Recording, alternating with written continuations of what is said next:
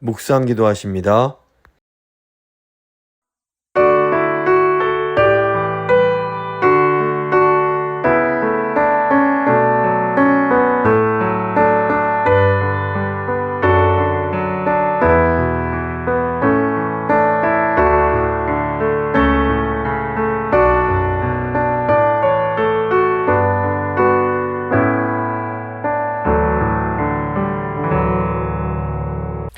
사도신경 고백합니다. 나는 전능하신 아버지 하나님, 천지의 창조주를 믿습니다. 나는 그의 유일하신 아들 우리 주 예수 그리스도를 믿습니다. 그는 성령으로 잉태되어 동정녀 마리아에게서 나시고 본디오 빌라도에게 고난을 받아 십자가에 못 박혀 죽으시고 장사된 지 사흘 만에 죽은 자 가운데서 다시 살아나셨으며 하늘에 오르시어 전능하신 아버지 하나님 우편에 앉아 계시다가 거기로부터 살아있는 자와 죽은 자를 심판하러 오십니다. 나는 성령을 믿으며 거룩한 공교회와 성도의 교제와 죄를 용서받는 것과 몸의 부활과 영생을 믿습니다. 아멘. 찬송가 280장입니다. 찬송가 280장 찬양하시겠습니다.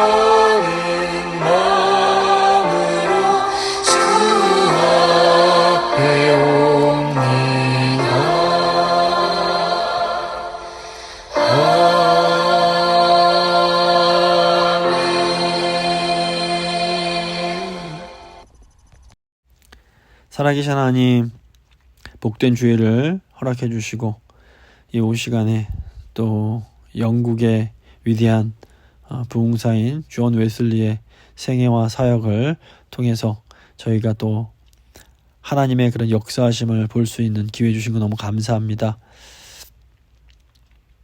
오늘 이 교회의 역사를 통해서 다시 한번 저희의 사명이 무엇인지 깨닫게 하시고 하나님께서는 어떤 사람도 또 사용할 수 있다는 것을 저희가 다시 한번 기억하면서 교회 부흥을 위해서 기도하고 교회 부흥에 앞장서는 저희가 될 수 있도록 주님 도와주시옵소서. 이 시간 모든 것 주님께 온전히 맡기며 귀하신 우리 주 예수 그리스도의 이름으로 간절히 기도드립니다. 아멘. 오늘 주신 하나님 말씀은 스가랴 3장 2절 말씀입니다. 스가랴 3장 2절 제가 봉독해 드리겠습니다. 여호와께서 사탄에게 이르시되 사탄아 여호와께서 너를 책망하노라. 예루살렘을 택한 여호와께서 너를 책망하노라. 이는 불에서 꺼낸 그슬린 나무가 아니냐 하실 때에. 아멘. 오늘은 18세기 영국의 부흥운동 존 웨슬리의 사행와 사역에 대해서 함께 나누고 기도하도록 하겠습니다. 지난 시간에 설명드렸던 것처럼 이 18세기는 계몽주의의 시기였습니다. 그래서 영국에서도 이 18세기에 이신론이 굉장히 만연하게 됩니다. 이 이신론은 영어로 theism이라고 하는데 이 창조주 하나님은 믿지만 하나님의 섭리는 거부하는 것을 말합니다. 하나님께서 세상을 완전하게 창조하신 후에 더 이상 손 떼고 개입하지 않으신다라는 겁니다. 이신론자들은 기독교를 윤리적인 종교로 이해하고 다른 종교와 별 차이를 두지 않았습니다. 그나마 이 이신론은 소수의 상류층과 이 지식인들만의 어떤 종교이자 이론이었다고 볼 수 있습니다. 그런데 이제 18세기 영국의 상황을 보면 한참 산업혁명이 일어났을 때이기 때문에 빈부격차가 아주 극심해지게 됩니다. 그리고 영국 대부분의 사람들은 굉장히 가난한 노동자들이었습니다. 그런데 당시 영국 국교회, 성공회라고 불리는 국교회 목사들은 나라가 주는 봉급을 받으면서 이 복음과 그 시대적 고통에 굉장히 무관심해지게 됩니다. 영국 국교회는 이 배움이 없고 가난한 대중들을 이 목회적으로 돌보는 일에 굉장히 무력했습니다. 이로 인해서 많은 사람들이 영적인 갈급함을 해소하려고 이 영국 국교회인 성공회를 떠나게 됩니다. 근데 이제 이 시기쯤에 놀랍게도 하나님께서 준비하신 경건한 설교자들이 등장하게 됩니다. 영국 교회가 타락해서 영적으로 무기력해졌을 때 두세 명의 성공회 신자들이 강력하게 회개해라 외치기 시작합니다. 수천 명의 사람들이 이들의 설교를 듣기 위해서 모여듭니다. 개인적인 회개와 함께 하나님을 개인적으로 경험하면서 성화를 이루라는 이런 체험적 메시지를 강조하면서 이 부흥의 불길을 일으키게 됩니다. 그 대표적인 인물이 바로 이제 오늘 살펴보게 될 존 웨슬리와 이제 다음에 살펴볼 조지 휘필드 같은 사람들입니다. 이분들이 이 18세기 영국에서 일으킨 부흥운동이 신대륙인 미국에도 큰 영향을 주게 됩니다. 오늘은 그래서 웨슬리의 생애와 사역을 좀 구체적으로 살펴보겠습니다. 이 존 웨슬리는 그 사무엘 웨슬리와 수잔나 웨슬리의 이 19명의 자녀 중에서 15번째 아들이었습니다. 굉장히 아이들 많이 낳으셨는데 이 아버지 사무엘과 어머니 수산나 모두 이 청교도 목사의 아들과 딸이었습니다. 그러니까 청교도의 그 영향을 많이 받았습니다. 이제 아버지 사무엘 같은 경우에는 그 옥스퍼드 대학을 졸업하고 영국 국교회 즉 성공의 목사가 됩니다. 이제 대부분의 당시 가정에서 그랬던 것처럼 이 웨슬리의 부모님들도 자녀들을 일찍부터 교육을 시킵니다. 사무엘과 수산나는 이 아이들에게 라틴어와 그리스어를 능통할 정도로 가르쳤고 이 존 웨슬리와 형제들은 어린 시절부터 이 원어인 헬라어로 성경을 읽었다 그럽니다. 이 존 웨슬리와 그 형제들에게 큰 영향을 끼친 것은 어머니 수산나 웨슬리였습니다. 이 수산나는 점심 식사와 저녁 기도 시간 전에 아이들을 불러서 하루 배운 것을 잘 익혔는지 검토를 했습니다. 그래서 아이들이 이 어머니 수산나는 아이들이 반찬 투정을 하지 못하게 했고 무분별하게 간식도 먹지 못하게 했습니다. 이를 어길 시에는 어김없이 회초리를 들었고 회초리를 맞고 나서 큰 소리로 우는 것도 금지시켰다고 합니다. 굉장히 엄한 어머니셨던 겁니다. 이 수산나는 어린 시절부터 아이들의 어떤 이런 의지를 정복하는 것이 올바른 신앙을 형성해 나가는데 굉장히 반드시 필요하다라고 봤습니다. 아이들을 이렇게 엄격하게 가르치면서도 수산나는 아이들을 한 명 한 명씩 밤에 따로 시간 내서 만나서 그 고민을 듣고 대화를 나눠줬다 그럽니다. 이 존 웨슬리 같은 경우에는 이제 애들이 많다 보니까 이제 요일별로 나눴는데, 존 웨슬리는 목요일 밤마다 어머니와 만났는데 다 큰 어른이 된 후에도 평생 어머니와 함께했던 이 목요일 밤 시간을 그리워했다고 전해집니다. 한 번은 이 존 웨슬리가 5살 때에 이 목사관에서 큰 화재가 납니다. 사택에서 화재가 난 건데 다른 가족들은 다 피신을 했는데 존 웨슬리만 불난 걸 모르고 창가에 올라가서 도움을 요청했습니다. 이제 아들이 막 울면서 살려달라고 그러는 걸 보고 아빠가 구하려고 노력을 했는데 화재가 너무 심해서 이 구하기가 쉽지가 않았습니다. 그래서 이제 아버지 사무엘이 포기하고 아이의 영혼을 위해서 이제 기도하고 있는데 같이 불을 끄던 주민들 중에 한 사람이 다른 사람의 어깨를 딛고 올라가서 가까스로 웨슬리를 구했고, 웨슬리를 딱 꺼내자마자 지붕이 무너져 내렸다고 합니다. 지붕이 무너져 내리기 직전에 구조된 웨슬리를 보면서 어머니 수산나가 이 웨슬리에게 하나님의 특별한 섭리가 있을 수 있겠다 이런 생각을 했다고 합니다. 이 어머니 수산나가 스가랴 3장 2절을 인용하면서 저희가 아까 함께 읽은 본문인데, 이 웨슬리를 불에서 꺼낸 그슬린 나무 토막이라고 불렀고 웨슬리 자신도 이 별명을 즐겨 사용했다고 합니다. 이제 대학 시절을 보면 이제 공부를 열심히 해서 옥스퍼드에 들어갔는데, 이 대학에 들어가서 웨슬리가 신앙 성장을 위해서 그 홀리 클럽이라는 그 경건 모임을 시작하게 됩니다. 이제 이 학생 몇 명들이 성경을 열심히 서로 공부하면서 경건 훈련을 위해서 까다로운 규칙을 지키고 서로를 이렇게 잘 지켰는지 감독해 줬습니다. 이 홀리 클럽은 매일 6시부터 9시까지 기도를 하고 시편과 그리스어 신약 성경을 읽었습니다. 또 초대교회와 중세 성직자들의 신비주의와 종교개혁 시대, 그리고 당대의 경건한 사람들의 그런 신학적인 또 이런 종교적인 작품들을 읽었다고 합니다. 당시 영국 국교회에서 1년에 3번 정도 성찬을 받아도 된다 이렇게 권고를 했는데, 이 홀리클럽 회원들은 매주일 성찬을 받았다고 합니다. 그리고 초대교회 전통을 따라 수요일과 금요일에는 금식을 했습니다. 또 홀리클럽 회원들은 감옥에 있는 죄수들을 규칙적으로 방문하고 전도하는 일을 시작하게 됩니다. 이 18세기 영국의 감옥은 거의 지옥을 방불할 정도로 끔찍하게 환경이 좋지 않았다고 합니다. 이 홀리클럽 회원들이, 학생들이 이 죄수들에게 먹을 것, 입을 것 갖다 주고, 겨울에는 석탄이나 나무 갖다 주고, 또 빚을 못 갚은 죄수들에게는 대신해서 빚을 갚아주는 이런 일들까지 했다고 합니다. 이 홀리클럽 회원들이 웨슬리가 정한 규칙과 기도집을 굉장히 엄격하게 지켰는데, 너무 이 홀리클럽 회원들이 지나칠 정도로 규칙적이면서 아주 열정적으로 경건 생활을 하는 걸 보면서 주위 사람들에게 그 학생들을 좋게 보진 않았던 것 같습니다. 그래서 이제 그들이 얻은 별명이 바로 Methodist이라는 별명입니다. 한국에서는 이 Methodist를 감리교 이렇게 부르는데, 이 Method가 원래 방법이라는 뜻이 있기 때문에 Methodist 하면 이렇게 방법론자들 이런 의미가 있습니다.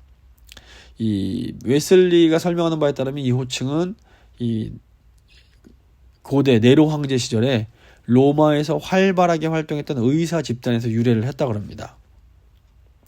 당시 의사들이 규칙적인 식이요법을 통해서 모든 질병을 고칠 수 있다라고 생각을 했는데, 이 메소디스트는 바로 이런 의사 이 그룹을 일컫는 말이었다고 합니다. 근데 이외에도 이 홀리클럽이 성경 벌레, 바이블 모스, 또는 공노주의자들, 또는 성리주의자들, 성리를 자주 하니까 이런 별명도 얻었고, 또는 원시교회, 열광주의자들, 별로 이렇게 좋지 못한 별명으로 불렸습니다.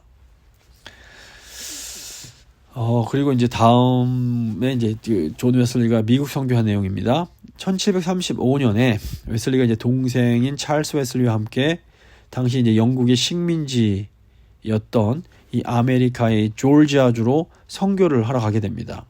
거의 5개월 동안 이제 이 배를 타고 가는데, 웨슬리가 탄 배가 몇 번이나 이렇게 전복될 뻔할 위기에 처했다고 합니다. 바닷물이 객실 창을 부수고 이 심지어 돛대까지 부러질 정도였다고 합니다. 위기의 순간에 웨슬리를 포함한 영국 사람들이 죽음의 공포 속에서 덜덜 떨고 있는데, 이때 배에 함께 타고 있던 이 모라비아 교도들은 이 죽음의 위기 속에서도 시편을 찬송하며 기도를 드렸다고 합니다. 웨슬리가 이 두려움 없이 기도하는, 심지어 아이들까지도 이렇게 함께 두려움 없이 기도하는 모습을 보면서 이 모라비아 교도들에게 큰 도전과 감동을 받게 됩니다. 미국에 도착을 한 후에 이 웨슬리가 모라비아 교도의 지도자들과 교제하면서 깊은 영향을 받게 됩니다. 이 모라비안 지도자 스판겐베르크와 이제 이 존 웨슬리가 나눈 대화가 유명한데, 어느 날 이 스판겐베르크는 웨슬리에게 두 가지 질문을 던졌다고 합니다. 첫째는 당신 안에 증거를 가지고 계십니까? 그러니까 하나님에 대한 증거, 당신 믿음에 대한 증거를 묻는 것이었고, 두 번째는 하나님의 성령께서 당신이 하나님의 자녀임을 당신의 영과 더불어 증언하고 계십니까? 라는 질문이었습니다. 이제 웨슬리가 느닷없이 질문을 받고는 제대로 답변을 못했다고 합니다. 그때 이제 이 스판겐베르크가 다시 질문을 던집니다. 당신은 예수 그리스도를 아십니까?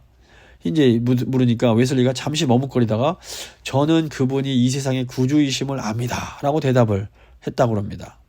이때 스판겐베르크가 바로 그분께서 당신을 구원하셨다는 것을 알고 계십니까? 라고 묻습니다. 이때 웨슬리가 자신있게 네 라고 대답하지 못하고 그분이 저를 구원하기 위해 죽으셨기를 바랍니다 이런 대답을 했다고 합니다. 이 웨슬리가 이런 대화를 통해서 내가 이거 하나님의 자녀라는 확신을 갖고 있지 못하구나, 이걸 깨닫게 됩니다.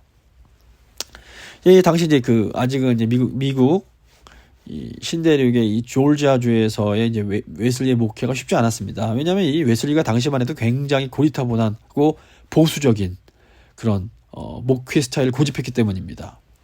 당시 웨슬리는 영국 국교회인 성공의 사제였습니다. 근데 이제 웨슬리는 성공의 신자가 아닌 비국교, 장로교라든가 독립교회라든가 이런 비국교도의 자녀들에게는 성공의 식으로 다시 세례를 베풀었습니다. 그리고 이제 성공의 세례 때는 반드시 물에 3번 잠기게 하는 것을 고집했다고 합니다. 또 웨슬리가 이 성공회가 아닌 비국교도들을 굉장히 심하게 차별하면서 비국교도가 사망했을 때는 그 장례식 집례를 거부할 정도로 어떻게 보면 굉장히 꽉 막힌 사람이었습니다. 웨슬리는 이 미국 조지아로 떠나면서 그 신대륙에 살고 있는 인디언들이야말로 죄에 때묻지 않은 그 창조 본연의 사람들이라고 생각하면서 인디안 선교에 큰 꿈을 품었다고 합니다. 그런데 웨슬리의 기대와 달리 인디안 선교는 결코 쉽지 않았습니다. 그리고 이 찰스 웨슬리도 이 형 존 웨슬리와 마찬가지로 선교에 어려움 겪다가 그냥 먼저 영국으로 돌아가 버립니다. 더욱이 이제 당시 독신이던 웨슬리가 이 당시 조지아의 치안 장관의 조카인 소피아 헙기라는 그 여성을 만나게 됩니다. 이제 소피아는 겨우 이제 18살이었지만 굉장히 아름답고 신실한 여성이었다고 합니다. 웨슬리와 이 소피아가 사랑에 빠졌는데, 웨슬리가 자신의 그런 어떤 금욕적이고 보수적인 경건 생활과 이 사랑 사이에서 갈등을 하기 시작을 합니다. 이 소피아가 마음을 정하지 못하고 갈팡질팡하는 웨슬리를 향해서 당신 나랑 결혼할 생각 없으면 나한테 먼저 청혼한 저 윌리엄스라는 사람이랑 결혼하겠다, 최후 통첩을 해버립니다. 근데 웨슬리가 그럼 단호하게 써야 되는데 또 고민을 합니다. 이렇게 고민을 길게 질질 끄니까 이 사이에 소피아가 그냥 다른 남자와 결혼을 해버리게 됩니다. 그런데 이제 소피아가 이렇게 결혼을 하니까 웨슬리 마음속에 질투와 미움이 가득 차게 됩니다. 결국 웨슬리가 이 소피아의 신앙생활에 흠이 있다라는 것을 이제 지적을 하기 시작합니다. 그리고 결정적으로 이제 성찬을 받으러 온 이 소피아와 그 소피아의 남편에게 이 사제가 성찬을 주지 않음으로써 공개적으로 굴욕을 주게 됩니다.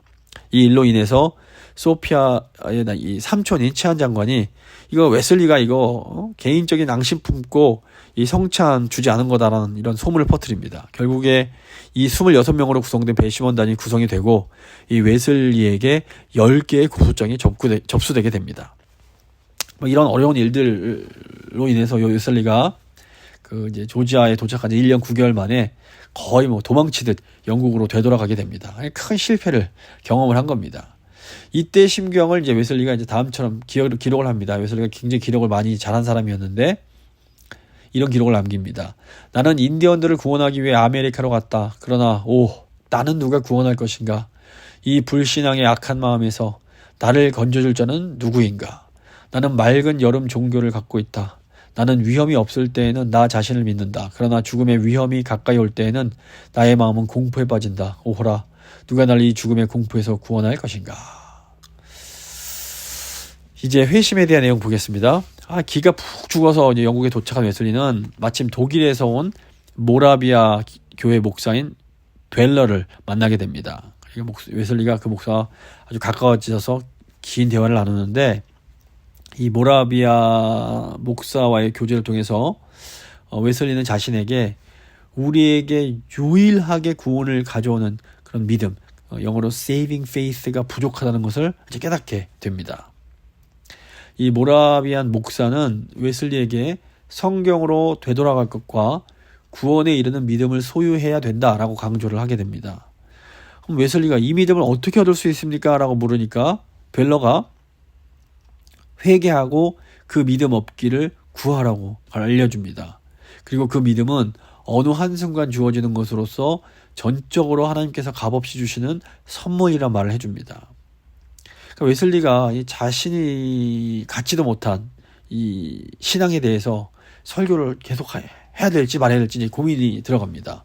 이때 이제 이 모라비아 목사가 믿음을 얻을 때까지 그 믿음에 대해서 설교하십시오. 그리고 믿음을 얻게 되면 그 얻은 믿음을 가지고 설교하십시오. 그러니까 계속 설교하라고 이렇게 권면을 해 주었다고 합니다. 그러던 와중에 병중에 있던 이제 동생 찰스 웨슬리가 마틴 루터의 갈라디아 주석을 읽으면서 회심을 경험하게 됩니다. 그리고 병까지 낫는 그런 어떤 은혜를 경험합니다. 그리고 형을 위해서 존 웨슬리도 하나님 회심을 경험하게 해주십시오. 기도를 하기 시작합니다. 결국 1738년 5월 24일에 존 웨슬리도 그 올더스 게이트 거리라는 곳에서 이제 모이는 모라비아 그 교도의 그 기도회에서 이 중생의 체험을 하게 됩니다. 웨슬리가 이날 저녁에 일어났던 일을 다음과 같이 일기했었습니다. 저녁에 나는 별로 내키지 않은 걸음으로 올더스 게이트 거리에 있는 한 신도회에 참석을 했는데, 거기서 한 사람이 루터의 로마서 서문을 읽고 있었다. 8시 45분경에 그 사람이 그리스도 안에 있는 믿음을 통해 하나님께서 마음의 변화를 일으키시는 일을 설명하고 있었다. 그때 나는 내 마음이 이상하게 뜨거워지는 것을 느꼈다. 나는 내가 그리스도를 신뢰하고 있으며 구원을 위해 그리스도만을 믿고 있음과 내 죄를, 아니 내 죄까지 다 거둬가시고 나를 죄와 죽음의 법에서 구원하셨다는 확신을 얻었다. 이제 이게 그 존 웨슬리가 기록한 자신의 회심 체험입니다. 근데 이렇게 회심을 체험한 후에 웨슬리의 설교가 완전히 바뀌고 열정적인 복음 설교가 터져나오기 시작합니다. 굉장히 부흥적인 부흥적이고 복음적인 이제 설교가 되었던 겁니다. 이제 이때부터 이 감리교 운동이라고 불리는 엄청난 신앙 운동이 시작이 됩니다. 이제 사역과 과정을 좀 살펴보겠습니다. 존 웨슬리의 사역은 한마디로 굉장히 놀라웠습니다. 존 웨슬리와 이 동역자들은 사람의 그 지위 고하를 막론하고 하나님 앞에서 다 똑같은 더러운 죄인이다 이렇게 설교를 했는데, 이런 설교가 이 영국의 상류층 사람들에게 사실 기분을 상하게 만들었습니다. 내가 저 하층민들과 똑같은 존재라고 이렇게 이제 기분이 나빴던 겁니다. 이로 인해서 이제 영국 국교회 즉 성공회 내에서는 이 설교의 기회가 점점 줄어들게 됩니다. 결국 이제 이 사람들이 설교할 수 있는 곳이 야외뿐이었습니다. 잠깐 처음에 말씀드린 이 조지 휘필드 같은 경우에는 처음부터 탄광의 광부들을 상대로 야외에서 설교를 시작합니다.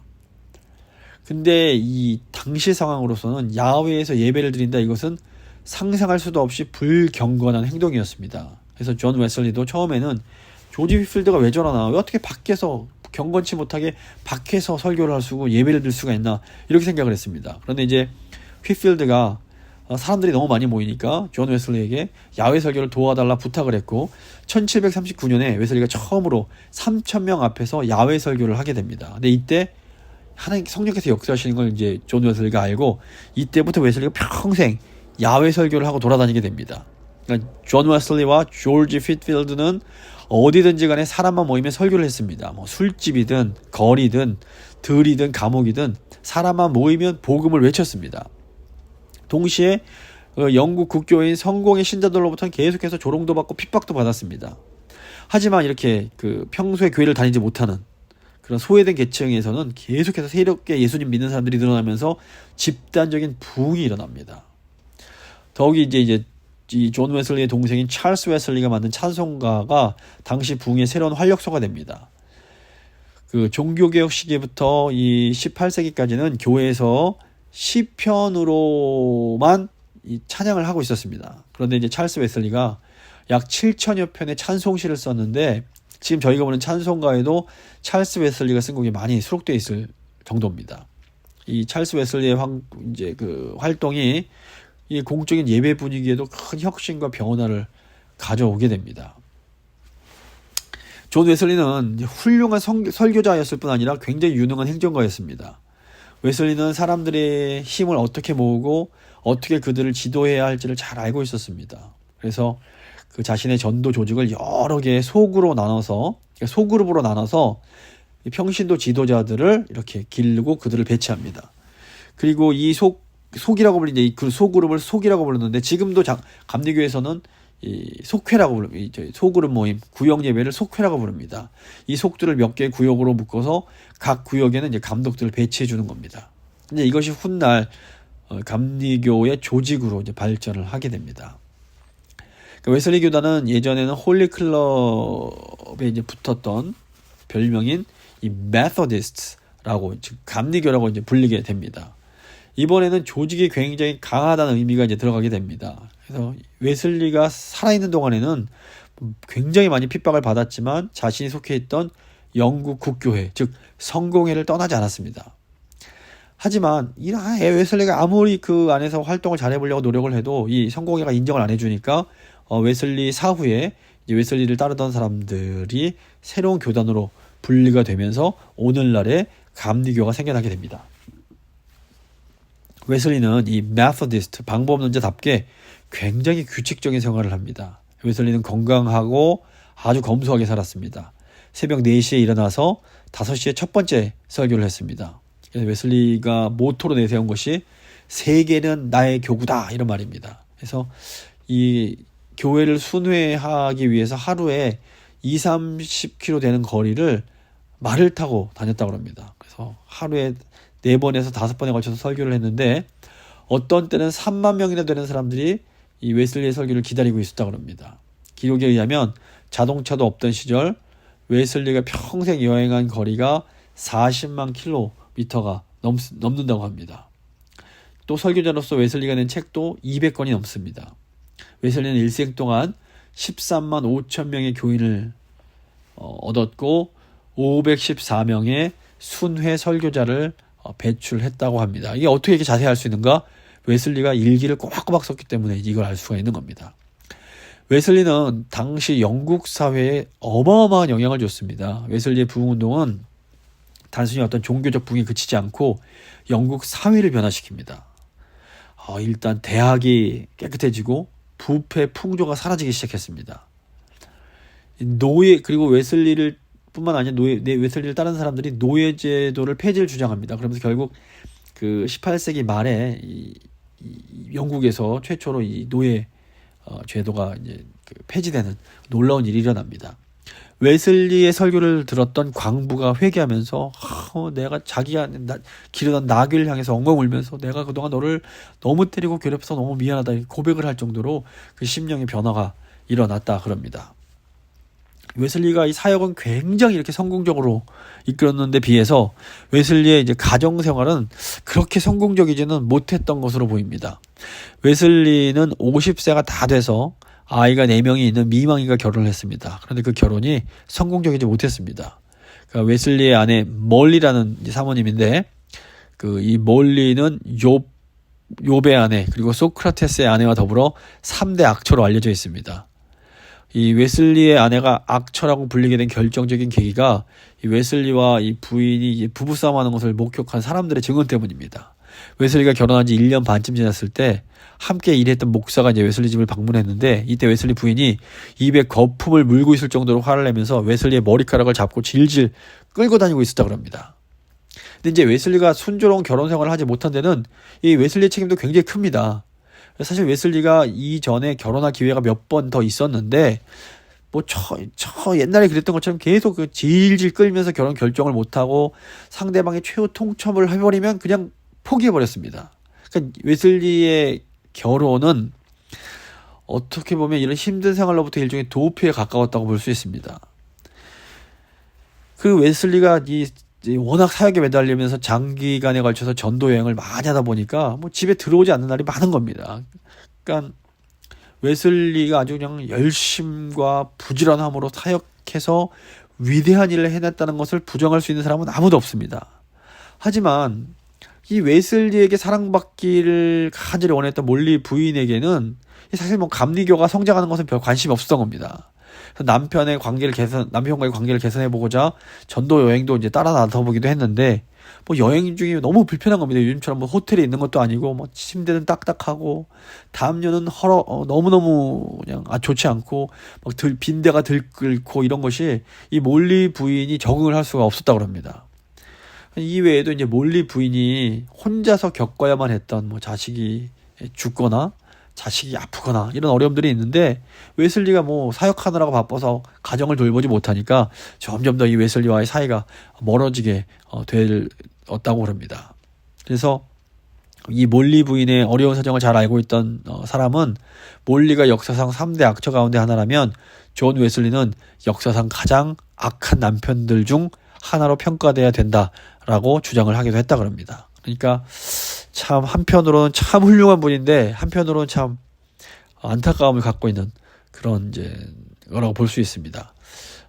말씀을 좀 마무리 좀 보도록 하겠습니다. 그 웨슬리와 그의 동역자들에 의해서 18세기 영국에서 엄청난 부흥이 일어날 때 프랑스에서는 굉장히 끔찍한 프랑스 혁명이 일어났습니다. 이 프랑스 혁명은 혁명 세력이 기득권을 다 때려부수고 죽이는 유혈혁명이었습니다. 근데 영국에서도 뭐 산업혁명 때문에 굉장히 혼란스러웠는데, 이렇게 유혈혁명이 없었던 것은 역사학자들이 다 이건 존 웨슬리의 이런 부흥운동 영향이 크다라고 다 인정을 하고 있습니다. 웨슬리의 삶을 보면 웨슬리는 실패를 통해서 겸손을 깨닫게 됩니다. 사실 뭐 성경에 나오는 위인들이나 역사 속의 위인들을 보면, 신앙을 가진 위인들은 다 이렇게 한 번씩 굉장히 쓴맛을 보고 나서야 겸손을 깨닫는 경우가 많습니다. 뭐 어느 정도 차이는 있을 수 있지만, 이 겸손을 깨닫는 데에는 이 정말 실패 경험이 필수적이라고 볼 수 있습니다. 또 이 웨슬리는 루터처럼 성직자로 안수를 받은 이후에, 이미 요즘 치면 목사가 된 이후에 예수님을 인격적으로 믿게 됩니다. 그러니까 목사 될 때까지도 예수님을 잘 알지 못했던 사람들인 겁니다. 그런데 이렇게 어떻게 보면 늦게 예수님을 알게 된 사람들이 역사를 바꾸는 위대한 인물들이 된 겁니다. 그러므로 하나님 앞에서 늦은 때란 것은 없다고 볼 수 있습니다. 영적인 자존심이 굉장히 강한 사람이 그 자존심이 완전히 무너져 내릴 때 놀라운 은혜가 임하고 부흥의 역사가 일어나는 겁니다. 그다음 저희 기도할 때에 마틴 루터를 사용하시고 또 존 웨슬리를 사용하신 하나님께서 저희 교회를 사용해 주시고 저희의 성도님들을 사용해 주시기를, 나를 사용해 주시기를, 우리 다음 세대들을 사용해 주시기를 한번 간절한 마음으로 기도하도록 하겠습니다.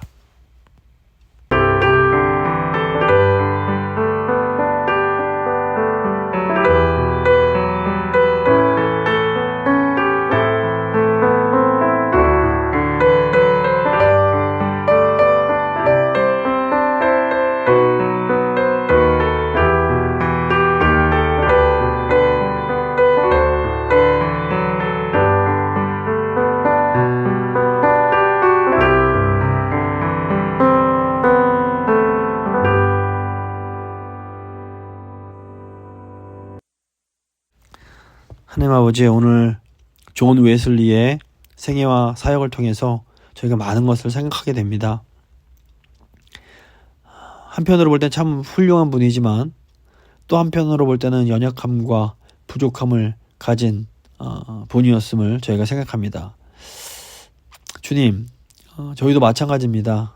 저희 안에 좋은 부분도 있지만 너무나 연약하고 심지어 죄악된 부분이 있음을 정직하게 고백합니다. 하지만 주님, 어떤 연약한 인간일지라도 주님 손에 붙들리면 참으로 아름답고 귀하게 사용될 수 있음을 저희가 다시 한번 기억합니다. 주님, 저희 교회를 사용하여 주시옵소서. 저희를 사용해 주시고 또 사랑하는 우리 다음 세대들을 주께서 붙드시고 사용해 주시기를 원합니다. 그래서 18세기 영국처럼 이렇게 혼란하고 어려운 이 시대에 다시 한번 이 땅의 부흥을 일으켜 주시기를 간절히 소망합니다. 저희 교회가 이 부흥을 일으키는 그런 하나님의 교회가 될 수 있도록 주여 저희를 사용하여 주시옵소서. 감사드리며 귀하신 예수 그리스도의 이름으로 기도드립니다. 아멘. 찬송가 527장입니다. 찬송가 527장 찬양하겠습니다.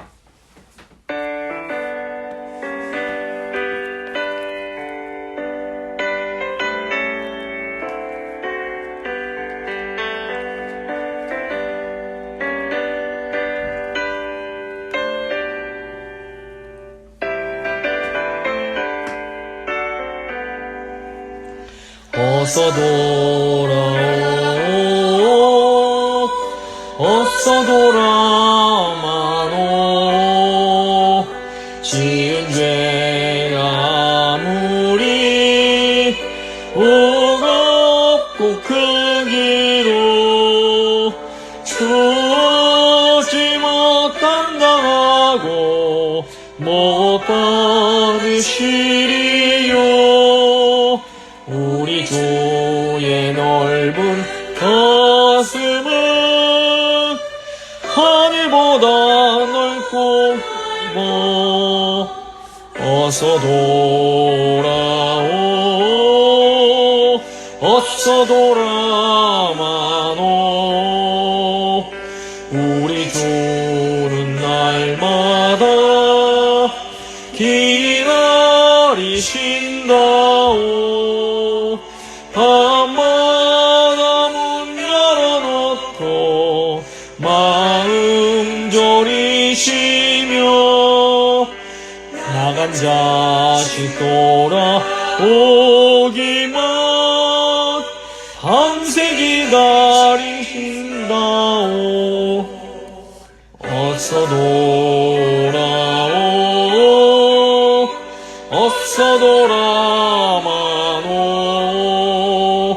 채찍 맞아 아파도 주님의 손으로 때리시고 어루만져 위로해 주시는 우리 주의 넓은 품으로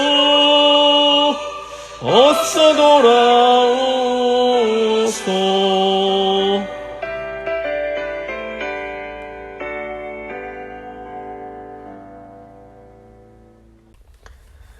주님 가르쳐 주신 기도로 예배 마치도록 하겠습니다.